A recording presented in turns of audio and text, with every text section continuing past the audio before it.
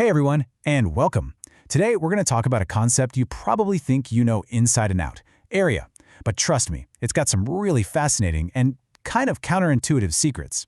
It might seem basic, but as you're about to see, it is full of surprises. All right, to kick things off, let's jump right in with what seems like a pretty simple puzzle. So, think about it for a sec. I bet a couple of answers just popped into your head, right?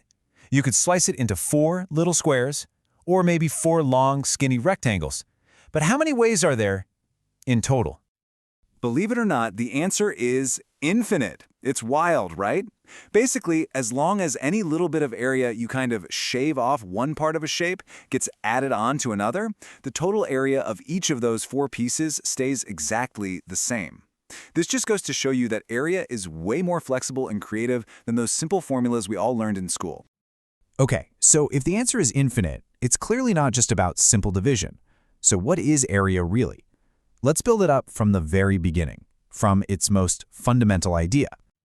You know, a really great way to visualize this is with something beautiful like Rangoli art.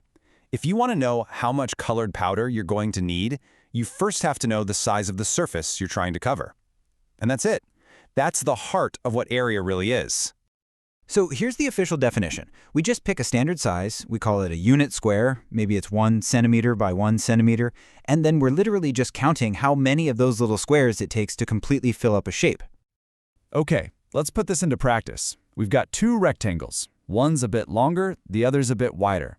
Just looking at them, it's kind of hard to tell which one has more space inside. So, how do we figure it out for sure? Well, we go right back to our basic building block, the unit square. So when we actually count them up, that 7 by 4 rectangle can hold 28 of our unit squares, so its area is 28. The 8 by 3 rectangle, it only holds 24.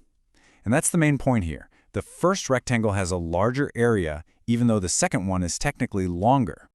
Okay, now that we've got the basics down, let's talk about the single biggest misconception about area, and it all comes down to the shape's boundary. Now this is absolutely crucial to get right. Area is the space inside the shape. Think of it like the grass in your yard. Perimeter is the distance around the shape. That's the fence. Super easy to get these two mixed up, but they measure 2 totally different things. I mean, it just makes sense, doesn't it? You'd think a bigger fence would mean a bigger yard.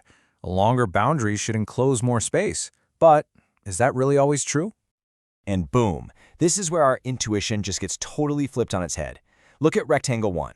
Its perimeter is 24 inches. But rectangle 2, which is a square, has a smaller perimeter of only 20 inches. Now look at the area. The square, the shape with the smaller perimeter, actually has the larger area inside. And this isn't just a fun fact, it matters in the real world. If you're fencing a field or designing a box, knowing this can save you materials while giving you the most space possible. All right, so if perimeter can fool us, how in the world are we supposed to figure out the area of weirder, more complex shapes? Well, the secret is this really clever technique called dissection. It's kind of like a geometric magic trick. You can take a shape that looks really tricky, cut it up into a few pieces, and then rearrange them into something simple and familiar. And the magic is, since you didn't add or throw away any pieces, the area has to stay the same. Okay, check this out. It's a perfect example. We start with this parallelogram, right? It's all slanted and weird, but you just make one simple cut. You slice off that little triangle on the end. Then you just slide that piece over to the other side, and what do you get? A perfect rectangle. We didn't need a new formula or anything, just a clever little rearrangement. All right, let's get to the final section, and honestly, this is the most powerful idea of all. Let's see how this one little concept unlocks the secret to measuring pretty much any straight-sided shape you can imagine.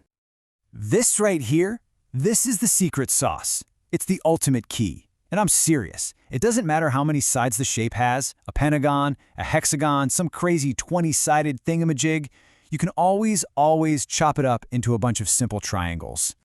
And you see how it all just clicks together? It's beautiful. We started with a rectangle, which we totally get. That helps us understand the triangle, because a triangle is really just half of a rectangle. And since any polygon, no matter how complex, can be broken down into triangles, that means we have the power to find the area of any of them. Okay, so to wrap this all up, I want to leave you with a final challenge. This is a classic puzzle that uses all these ideas about shape and space.